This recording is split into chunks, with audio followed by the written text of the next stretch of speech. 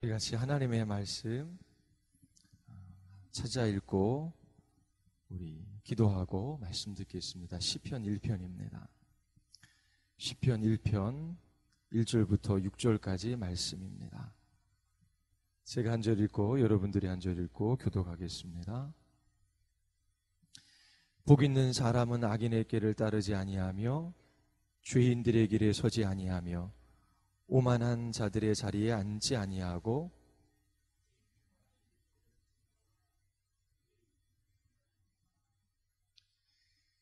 그는 시냇가에 심은 나무가 철을 따라 열매를 맺으며 그 잎사귀가 마르지 아니함 같으니 그가 하는 모든 일이 다 형통하리로다.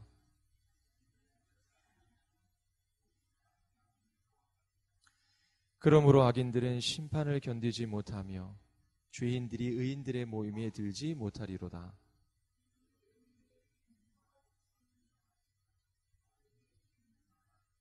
아멘. 기도하시겠습니다. 하나님 아버지, 저희들이 이 밤에 주의 말씀 앞에 섭니다. 오늘도 주의 기뻐하시는 뜻을 우리에게 가르쳐 주셔서 그 말씀을 따라 기도하게 하여 주시옵소서. 기도하는 주의 모든 자녀들이 풍성한 열매를 맺게 하여 주시고 주께 영광 돌리는 복된 그리스도인들로 나타나게 하여 주시옵소서. 성령 하나님께서 설교자의 심령과 입술을 주장하여 주시고 영혼들의 마음의 문을 열어주시기를 간절히 원하오며 예수 그리스도의 이름으로 기도드리옵나이다. 아멘. 시편 1편의 핵심 구절은 2절입니다. 우리 2절 같이 한번 읽어볼까요? 오직 여호와의 율법을 즐거워하여 그의 율법을 주야로 묵상하는도다. 여호와의 율법을 즐거워하여 주야로 묵상하는 사람은 악인의 길, 죄인의 길, 오만한 자들의 길에 들어서지 않습니다. 열매를 맺고 견고하며 형통한 삶을 살아갑니다. 시편 1편의 핵심은 여호와의 율법을 즐거워하는 것입니다. 자, 그렇다면 이 말씀과 기도와 하나님의 율법을 즐거워하는 것은 어떤 관계가 있을까요? 시편 대부분은 기도로 이루어져 있습니다. 시편을 기도의 책이다라고 그렇게 부르기도 합니다. 그 기도의 책 첫 번째 장이 바로 시편 1편이지요. 시편을 읽어보면 고통 가운데 부르짖어 기도하는 하나님의 백성들의 음성을 들을 수 있습니다. 또 그 기도 가운데 높고 위대하신 하나님을 찬양하며 경배하는 그러한 목소리도 들을 수 있지요. 시편은 기도의 책이고 또 시편 1편 또한 기도와 깊은 관련이 있습니다. 신앙생활에서 기도와 말씀이 분명히 연결되어져 있다라고 하는 것을 우리가 알고 있습니다. 한쪽이 죽으면 다른 한쪽도 죽습니다. 기도하지 않으면 말씀 속에서 놀라운 것을 볼 수가 없습니다. 말씀을 읽지 않으면 바르게 기도할 수 없습니다. 말씀과 기도가 이처럼 연결되어져 있어요. 말씀과 기도의 관계를 세 가지로 요약할 수 있습니다. 하나님의 말씀은 우리의 기도를 자극해요. 우리로 하여금 기도하도록 만듭니다. 두 번째, 하나님의 말씀은 우리의 기도를 형성해요. 그 말씀이 우리의 기도의 내용이 됩니다. 그리고 세 번째로, 하나님의 말씀은 눈에 보이지 않는 이 기도를 눈에 보이게 합니다. 말씀은 기도를 구체화시키고 또 우리의 삶 속에서 말씀이 그 기도를 이룹니다. 자, 첫 번째, 어떻게 하나님의 말씀이 우리의 기도를 자극할까요? 첫 번째 시간에 살펴봤습니다. 예수님께서 무엇이든지 원하는 대로 구하라. 그리하면 이루리라 말씀하셔요. 구하고 찾고 두드리는 자에게 가장 좋은 것을 주실 것을 약속하셨습니다. 하나님의 아들이 기도하라 명하시고 기도의 모본을 보이셨어요. 기도가 가벼운 것일까요? 하찮은 것일까요? 헛된 것일까요? 기도에는 무엇인가 중요한 것이 있기에 주님께서 그토록 기도하라, 깨어 기도하라 말씀하시지요. 그리고 몸소 한밤에 새벽에 하늘 아버지께 간절히 기도하시며 그분의 사역을 감당하셨습니다. 이처럼 말씀이 우리의 기도를 자극해요. 그리고 그 말씀이 주님의 말씀이고 또 주님께서 좋은 것을 주시겠다라고 약속하셨기에 우리는 기도하고픈 마음이 드는 거예요. 그리고 야고보서 5장 17절에 보면 엘리야는 우리와 성정이 같은 사람이로되 그가 비가 오지 않기를 간절히 기도한즉 3년 6개월 동안 땅에 비가 오지 아니하고 다시 기도하니 하늘이 비를 주고 땅이 열매를 맺었느니라. 이처럼 기도의 응답을 받은 사람이 특별한 사람이라고 성경은 말하지 않아요. 우리와 같은 성정을 가지고 있는 사람이에요. 비가 오지 않기를 간절히 기도할 때에 하나님께서 기도에 응답하셨고 또 그가 다시 기도하니 하늘에서 비가 내렸습니다. 이처럼 우리는 성경에서 기도하는 하나님의 자녀들을 봅니다. 그들의 기도를 통하여 하나님께서 어떻게 일하셨는지 말씀이 우리에게 가르쳐줘요. 그래서 이 말씀은 우리의 기도를 자극합니다. 예수님께서 기도하라 말씀하셨기에 그 기도가 너무나 중요한 것이기에 주님께서 그렇게 말씀하시고 모본을 보이셨잖아요. 기도할 마음이 들죠. 기도하겠다라고 결심하게 되지요. 또 기도하는 자에게 좋은 것을 주시겠다라고 약속하셨어요. 또 말씀을 읽어보면 수많은 신앙의 선배들이 하나님 앞에 엎드려 부르짖어 간구합니다. 그 기도의 소리를 들으시고 역사하시는 하나님. 그 기도했던 사람들의 이야기를 보면 우리도 기도하고 싶은 마음이 드는 겁니다. 두 번째, 하나님의 말씀과 기도와의 관계 속에서 우리가 한 가지 생각해 볼 수 있는 것은 이 말씀이 우리의 기도를 형성해요. 말씀이 우리에게 무엇을 기도해야 할지 알려주는 것이지요.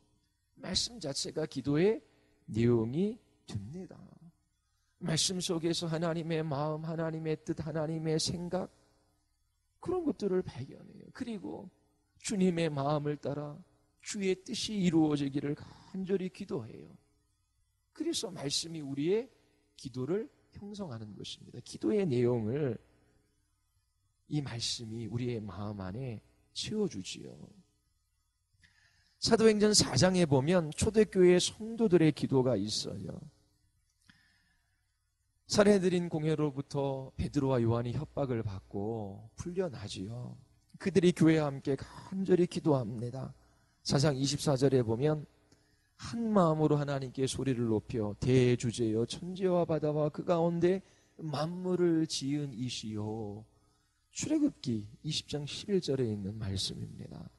또 25절에 보면 또 주의 종 우리 조상 다윗의 입을 통하여 성령으로 말씀하시기를 어찌하여 열방이 분노하며 족속들이 허사를 경영하였는고 세상의 군왕들이 나서며 관리들이 함께 모여 주와 그의 그리스도를 대적하도다 하신 이로소이다. 시편 2편에 있는 말씀이에요. 이처럼 초대교회의 신자들이 기도해요. 어떻게 해요? 하나님의 말씀이 그들의 기도의 내용을 형성합니다. 그 말씀을 따라 그들이 간절히 기도해요. 그들이 지금 고난받고 그리고 핍박받는 이유는 하나님과 상관없이 일어나는 일이 아니에요. 먼저 예수 그리스도께서 고난받으시고 십자가에서 죽으신 것이 하나님이 뜻하신 일이 아니고 하나님의 섭리 바깥에 있는 일이 아니라 하나님께서 미리 다윗의 입을 통하여 말씀해 주신 거예요. 그리고 우리도 고난과 핍박 가운데 있어요. 하나님께서 뜻하신 것입니다. 그래서 그들은 단지 고난과 핍박이 사라지기를 위하여 기도하는 것이 아니라 그들에게 주신 사명을 따라 계속해서 그 길을 담대히 걸어갈 수 있도록 기도해요. 하나님의 말씀이 그들의 기도를 형성하고 그들은 말씀을 따라 바르게 기도하고 있습니다. 이처럼 말씀을 읽으면 무엇을 위하여 기도해야 할지 하나님께서 우리에게 가르쳐 주셔요. 말씀과 기도와의 관계에 대해서 말씀드리고 있어요. 말씀은 우리의 기도를 자극해서 기도할 마음을 불어넣어줘요. 그리고 그 말씀은 우리의 기도를 형성합니다. 세 번째, 말씀은 우리의 기도를 구체화시켜요. 눈에 보이지 않은 기도를 눈에 보이게끔 말씀이 합니다. 기도는 눈에 보이는 것이 아니에요. 여러분들이 기도할 때에 마음 깊은 곳에 있는 언어를 여러분들의 입 밖으로 하나하나 끄집어냅니다. 여러분들의 마음 안에 숨겨져 있는 것이 기도의 골방에서 나오는 것이지요. 그 기도가 어떻게 이루어질지 눈에 보이지 않아요. 또 우리가 함께 모여 기도할 때 기도 소리는 이곳에 가득해요. 그 기도가 구체적으로 어떻게 현실화되는지, 어떻게 구체화되는지 우리는 지금 눈으로 볼 수 없어요. 그런데 그 기도가 응답이 되어지고 우리의 삶 속에 구체화되는 것을 우리가 봅니다. 어떻게 그런 일들이 일어나나요? 우리가 수없이 많은 기도 제목을 놓고 기도하지만 분명한 기도는 하나님의 나라와 관계되어져 있어요. 그 나라를 향해 가는 이 믿음의 도상에서 먹을 것도 필요한 거고 입을 것도 필요한 거고 또 우리에게 힘도 용기도 인내도 필요하고 사랑도 필요한 것이지요. 주님의 나라가 이 땅에 이루어지기를 원하나이다. 주님의 나라가 언제 이루어집니까? 주님 언제 다시 오셔요? 만방에 하나님의 복음이 선포되어질 때에. 그래서 우리는 이 복음이 우리의 가족, 우리의 이웃, 이 땅 이민족 그리고 온 나라에 증거되어지기를 위해 기도해요. 또 우리가 무엇을 위해 기도합니까? 하나님께서 우리를 거룩하게 빚어가시기를, 그리스도의 형상으로 우리를 만져가 주시기를, 주님과의 깊은 교제를 누리는 그리스도인으로 우리를 붙들어 주시도록 기도하지요. 그리고 이 땅에 주님의 뜻이 이루어지기를 간절히 기도해요. 자, 그럼 이런 기도가 어떻게 눈에 보입니까? 하나님께서 우리의 기도를 사용하셔서 진리의 말씀이 능력 있게 선포될 때에 이런 일들이 일어납니다. 사람들의 귓가에 진리의 말씀이 들리고 그들의 마음에 말씀이 들어가는 것을 통하여 눈에 보이지 않는 그 기도가 눈에 보이게 됩니다. 하나님께서는 우리의 기도를 들으시고 이 기도를 진리의 말씀으로 이루어 가셔요. 하나님의 말씀이 기도를 구체화시킵니다. 예를 들어 볼게요. 여러분들이 믿지 않는 남편이나 아내나 자녀나 가족을 위하여 또 이웃을 위하여 간절히 기도해요. 하나님께서 구원의 은혜를 베풀어 주시기를 원합니다. 간절히 기도해요. 잘하는 거죠. 근데 그 기도가 어떻게 실현됩니까? 어떻게 구체화돼서 눈에 보이는 것으로 나타납니까?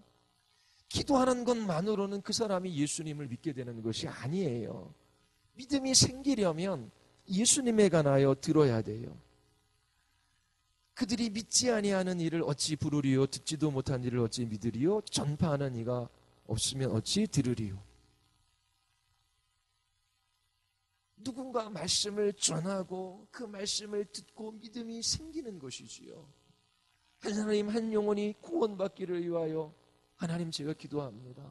그 기도만으로 구원받는 것이 분명히 아니에요. 그래서 데살로니가서 3장 1절에 보면 너희는 우리를 위하여 기도하기를 주의 말씀이 너희 가운데서 같이 퍼져나가 영광스럽게 되기를 기도해달라라고 요청합니다. 기도는 말씀을 능력 있게 하고 그 말씀은 기도를 구체화시키고 눈에 보이게 하는 것이지요. 교회의 거룩을 위해 기도해요. 그런데 단지 기도하는 것만으로 교회가 거룩해지는 것이 아니에요. 교회 공동체가 말씀 속에서 주의 영광을 봐야 돼요. 진리를 깨닫고 이해해야 돼요. 요한복음 17장에 보면 그들을 진리로 거룩하게 하소서, 기도로 거룩하게 하소서가 아니에요. 진리로 거룩하게 하소서. 하나님의 말씀은 진리이니라. 우리가 또한 기도한다고 해서 이 사회의 부정이나 불의나 부패가 바뀌지 않아요. 사회가 개혁되어지고 변화되어지고 하는 것은 진리의 말씀으로 말미암은 것입니다. 진리를 알지니 진리가 너희를 자유하게 하리라.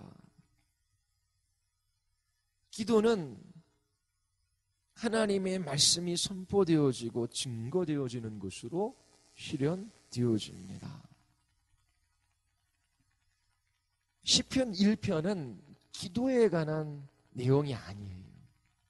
2절이 핵심 구절이지요. 여호와의 율법을 즐거워하는 것. 그것이 핵심 내용입니다. 그런데 이 말씀이 분명히 기도와 관련되어져 있어요.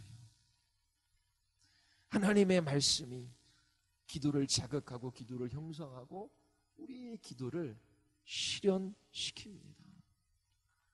이처럼 말씀과 기도가 함께 가요. 왜 기도하지 못합니까? 말씀을 읽고 공부하고 보화를 찾듯이 그렇게 그 말씀을 간절히 성경에서 찾고 그리고 그 말씀을 따라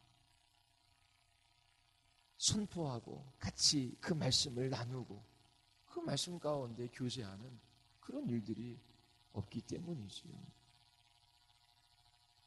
왜 말씀을 들어도 그 말씀 속에서 주의 영광을 보지 못합니까?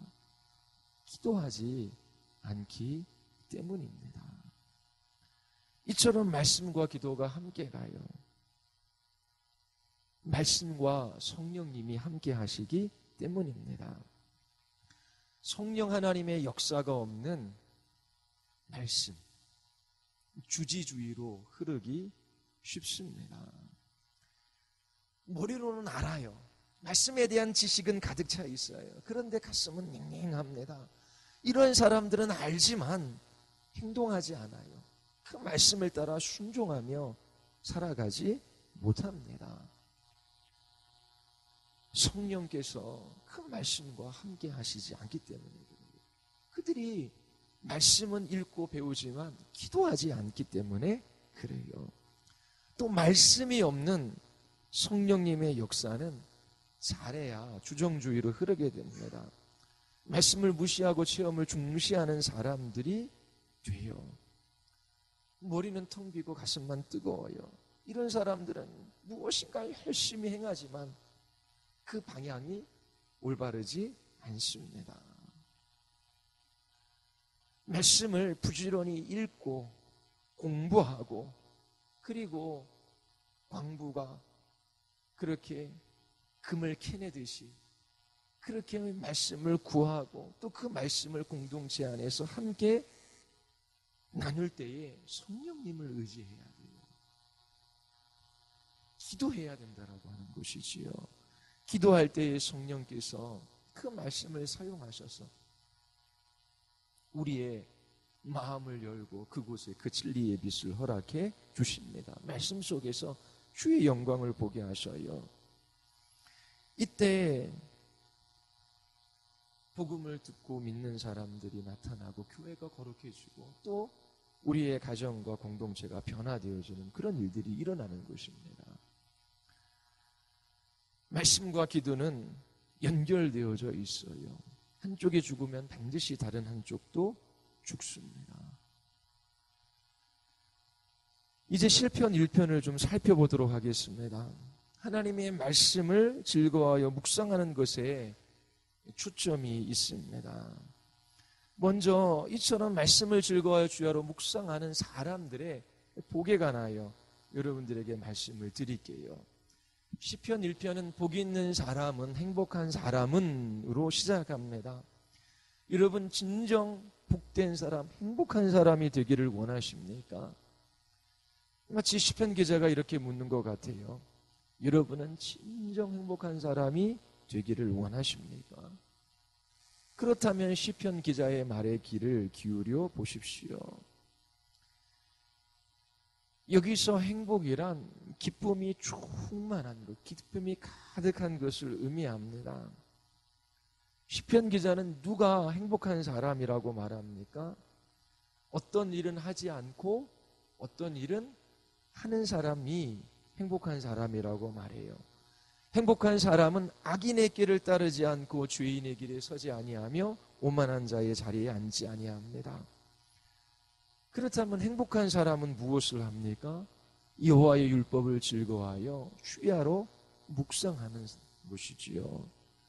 복된 사람은 자기 자신의 기쁨과 즐거움을 위하여 사람의 지혜나 사람의 말에 귀를 기울이지 않아요. 이 세상 사람과 교제하는 것에서 참된 기쁨을 찾지 않아요. 이 세상에서 무엇을 행함으로 자기 자신을 즐겁게 할 것을 찾지 않아요. 참으로 행복한 사람, 복된 사람은 하나님의 말씀을 묵상하는 데에서 그의 기쁨을 발견합니다. 시편 1편이 말하는 복 있는 사람은 하나님의 말씀을 경험할 때에 그 말씀이 너무나 기쁘고 만족함이 되어서 그의 마음이 그 말씀에 사로잡히는 것을 말합니다. 그래서 세상의 꾀, 세상의 길, 세상의 자리를 멀리하는 사람이에요. 이처럼 말씀을 경험할 때에 여러분은 복 있는 사람, 행복한 사람이라고 시편 기자가 말하고 있습니다. 하나님의 말씀이에요. 시편 1편 3절은 우리에게 행복한 사람에 관하여 세 가지 사실을 알려주고 있어요. 1편, 3편 우리 같이 한번 읽어볼까요? 다 같이 시작.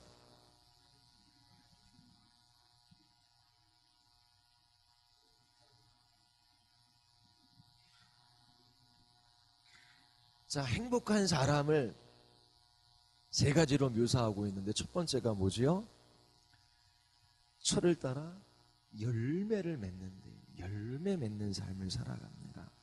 행복한 사람, 하나님의 말씀을 즐거워하여 주야로 묵상하는 사람, 그 말씀을 경험하는 사람은 열매를 맺어요. 두 번째는 그 잎사귀가 마르지 아니함 같대요. 흔들리지 아니한 견고한 삶을 살아갑니다. 우리는 얼마나 환경이나 상황이나 사람에 따라 요동하는지요. 그런데 하나님의 말씀을 즐거워하여 주야로 묵상하는 사람은 견고한 삶을 살아간대요. 자, 행복한 사람 세 번째 특징이 뭐지요? 하는 일마다 형통합니다. 첫 번째, 복 있는 사람의 특징, 열매를 많이 맺어요. 그 열매가 무엇인지 하나님의 말씀을 경험해 본 사람은 알아요. 그 열매가 우리의 삶의 자양분이 돼요. 그 열매를 먹고 살아갈 힘을 얻어요. 우리의 영혼이 각성되어지고 영적인 미각이 회복되어집니다. 우리의 마음을 새롭게 하지요. 우리의 지성을 일깨워줘요. 우리의 마음의 상처를 치료해주고 삶에 대한 확신과 용기를 가져다 줍니다. 하나님의 말씀을 즐거워하여 주야로 묵상하는 사람들, 그 말씀을 경험하는 사람들 안에 맺히는 열매예요. 맛보아 아셨습니까? 힘을 얻고 우리 영혼이 각성되어지고 이미 말씀에 대한 미각이 더욱더 새로워지고 정서를 새롭게 하고 지성을 일깨워주고 상처를 치료하고 용기와 확신을 가져다 줍니다. 두 번째, 잎사귀가 마르지 아니하다. 복 있는 사람의 특징입니다. 뜨거운 동풍이 사막으로부터 불어와요. 비도 오지 않습니다. 그러나 시냇가에 심겨진 나무는 그 잎사귀가 마르지 아니해요. 시냇가에 심겨지지 않는 나무들은 금방 타 죽고 말지요. 그러나 시냇가에 심기운 나무는 더위와 가뭄에도 불구하고 그 잎이 무성합니다. 이처럼 행복한 사람은, 복된 사람은 어떠한 시련과 고난이 찾아와도 결코 말라 죽는 법이 없어요. 왜냐하면 그가 하나님의 말씀을 주야로 묵상하는 사람이기 때문에, 그가 시냇가에 심겨져 있기 때문에 그는 결코 흔들리지 않습니다. 시냇가에 심겨진 나무처럼 고난과 환난이 찾아올 때에 쉽게 요동하지 않아요. 그 잎사귀가 마르지 아니에요.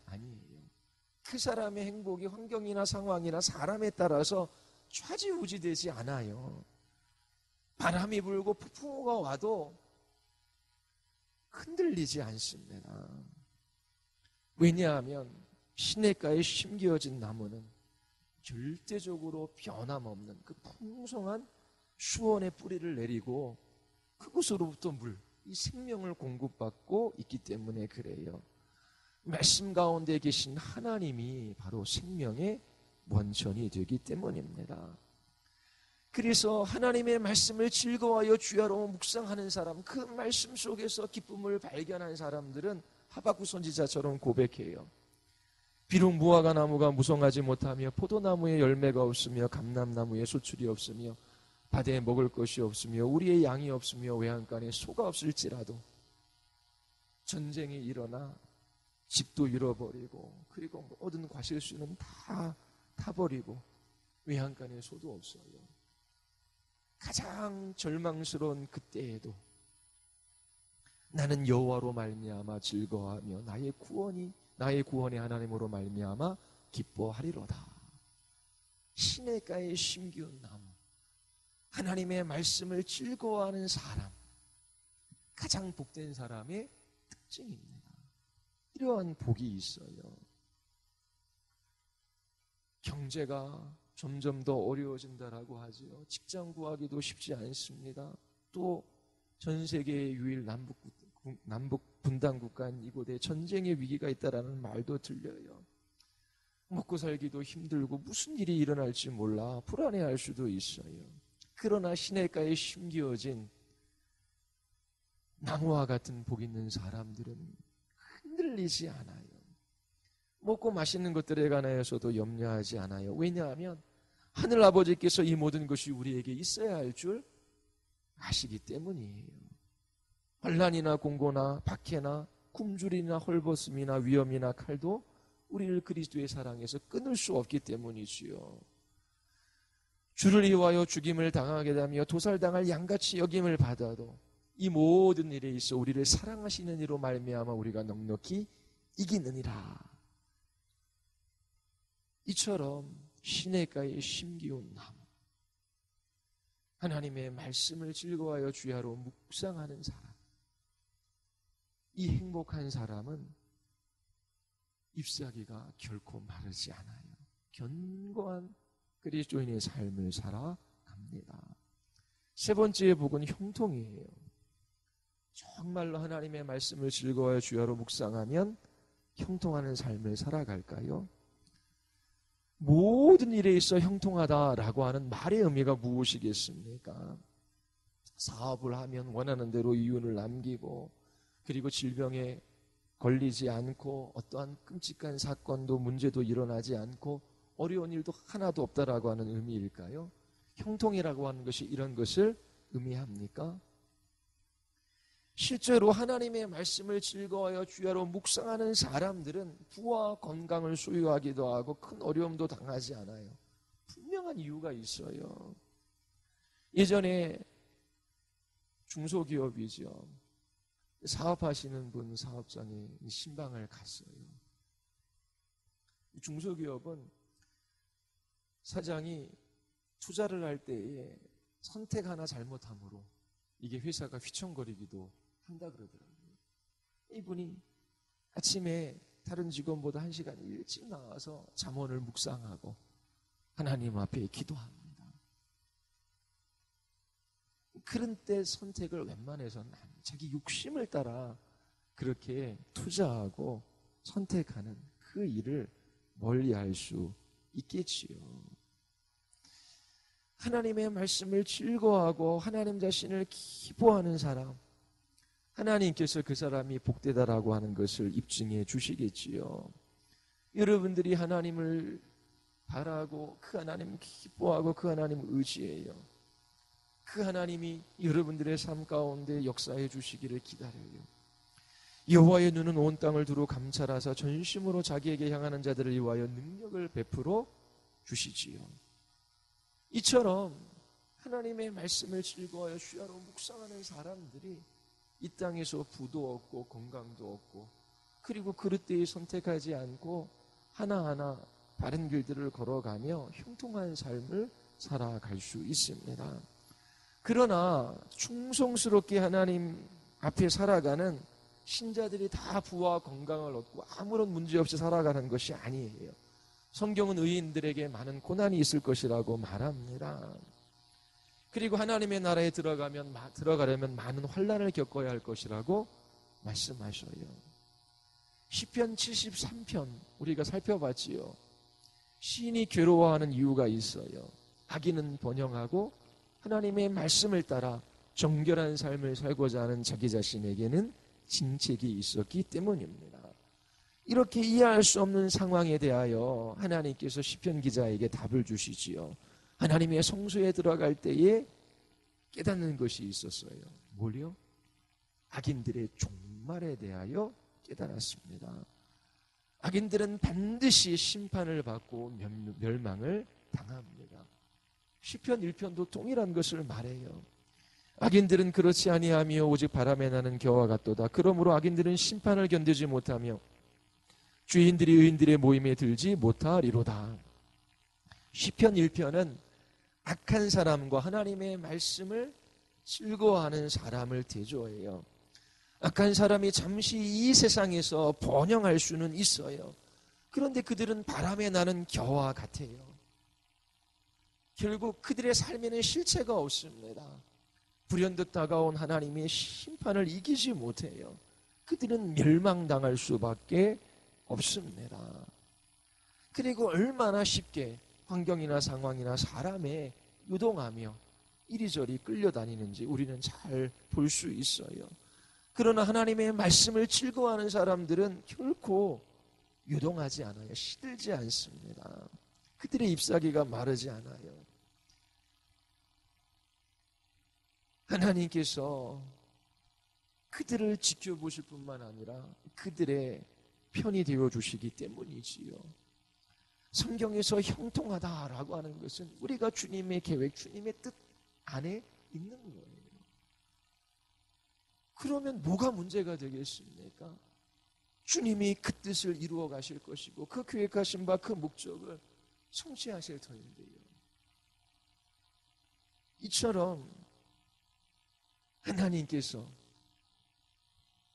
그들의 편이 되어주셔서 그들의 걸음걸음들을 이끌어 가셔요. 이처럼 복 있는 삶은 가뭄이나 폭풍에도 결코 흔들리지 않는 삶입니다. 그들은 형통한 삶을 살아가요. 잠시 이 땅에서 고난을 보고 수고하는 삶을 살아가지만 그 삶이 결코 헛되지 않아요. 고린도전서 15장 58절, 그러므로 내 사랑하는 형제들아 견실하며 흔들리지 말고 항상 주의 일에 더욱 힘쓰는 자들이 되라. 이는 너희 수고가 주 안에서 헛되지 않은 줄 알미라. 하나님의 말씀을 즐거워하여 주야로 묵상하면 부도 건강도 또 이 세상에서의 평안도 안전도 하나님께서 주셔요. 근데 충성스러운 모든 일꾼들에게 다 주시는 것이 아니라고 말씀드렸지요. 이 땅에서 영원을 잇대는 삶을 살아갑니다. 수고하는 삶을 살아가요. 그가 하나님 그리스도라고 하는 땅에 뿌리를 내렸기 때문에 흔들리지 않아요. 그들의 수고는 결코 헛되지 않습니다. 하나님께서 그들을 기억하셔요. 얼마나 복되고 형통한 사람입니까? 바로 하나님의 말씀을 즐거워하여 주야로 묵상하는 사람의 복입니다. 자, 묵상한다라고 하는 말의 의미가 무엇일까요? 히브리어로 묵상한다라고 하는 것은 이렇게 읊조리는 거예요. 계속해서 작은 소리로 말하는 것입니다.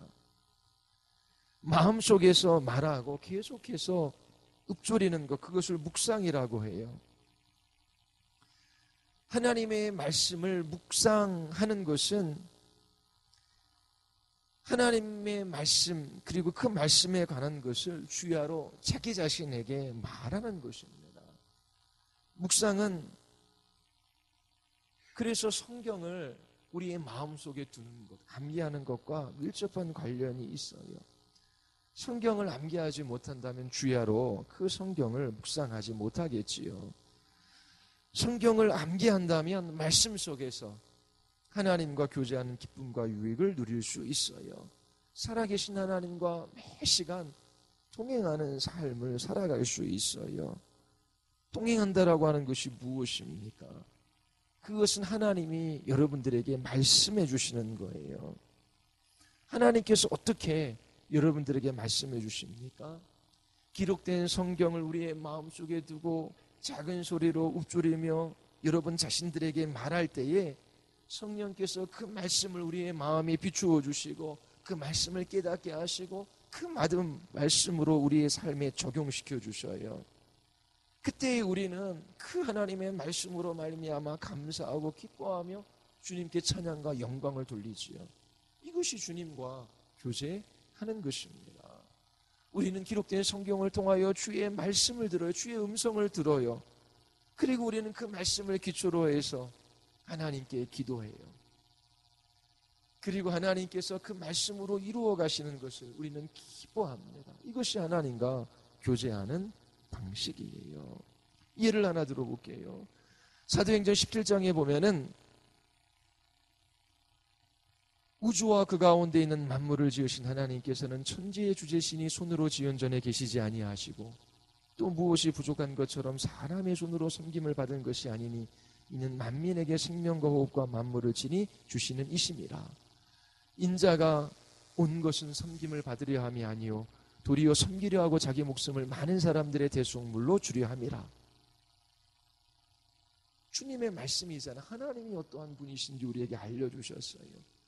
우리의 손으로 섬김을 받으시는 분이 아니에요. 신이 생명과 호흡을 만물에게 주시는 분이에요. 무엇이 부족하신 분이 아니에요. 예수님은 섬김을 받으러 오신 분이 아니라 섬기러 오셨어요. 주님이 우리에게 말씀해 주시는 하나님이 어떤 분이신지. 그래 우리는 주의 음성을 듣고 주님께 기도해요. 제가 무엇을 주께 드린 듯 창조주이시며 만물의 소유주이신 하나님께 기쁨이 되겠습니까? 하나님, 저는 하나님을 섬길 수 있는 사람이 아닙니다. 그런 실력이 있지도 않아요. 또한 하나님은 무엇이 부족한 것처럼 사람의 섬김의 손길을 기다리시는 분이 아니시지요. 하나님, 저는 빈손 들고 하나님 앞에 나아갑니다. 주께서 은혜 베풀어 주실 때만 제가 살 수 있습니다. 하나님 저를 불쌍히 여겨 주시옵소서.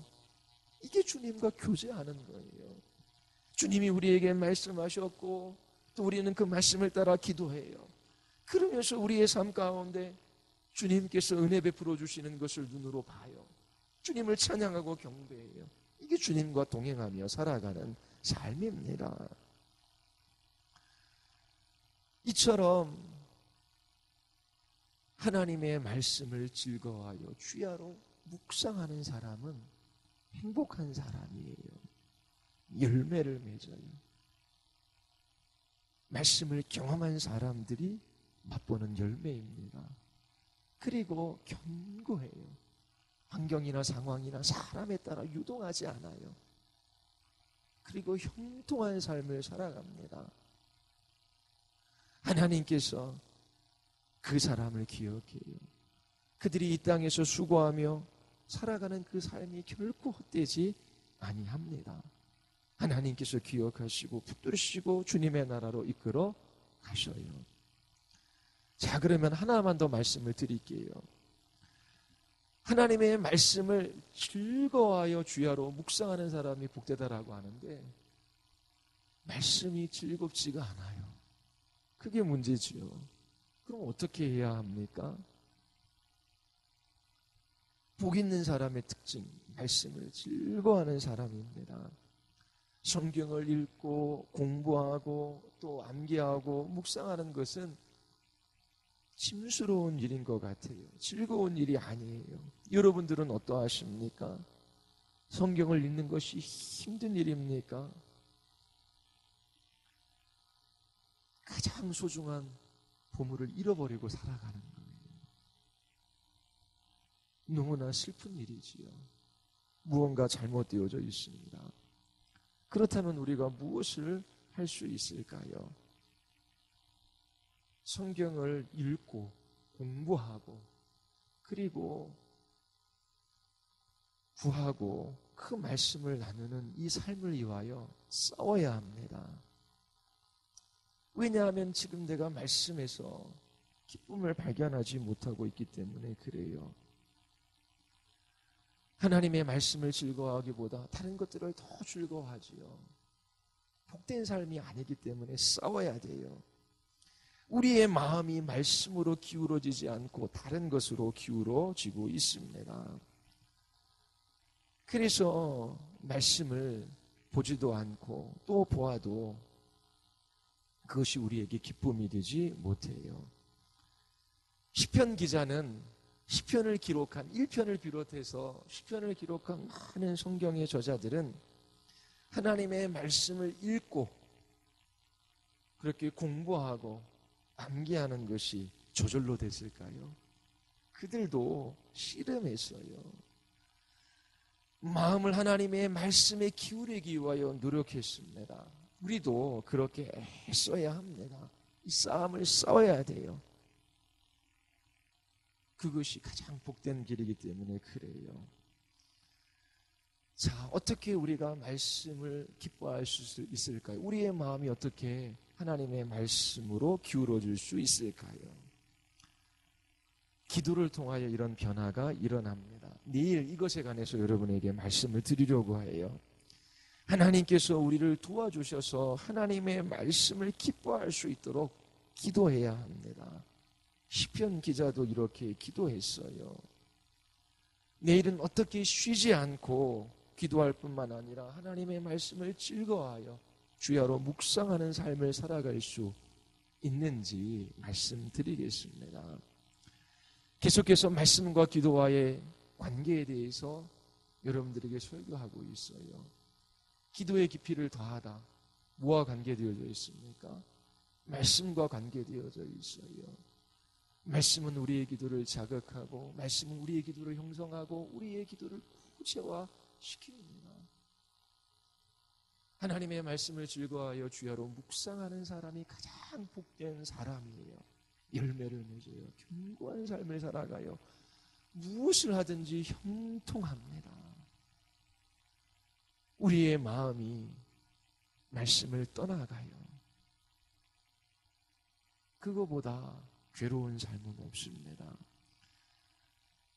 우리 같이 우리의 마음이 하나님의 말씀에 기울어질 수 있도록 하나님의 말씀을 기뻐함으로 저희들이 묵상하고 저희들이 기도할 때에 하나님께서 열매 맺게 하시는 이 그리스도인의 삶을 우리가 더 깊이 알아가기를 원합니다. 우리 같이 한번 우리 기도하시겠습니다. 우리 이 시간 같이 한번 우리 하나님 앞에 기도할 때에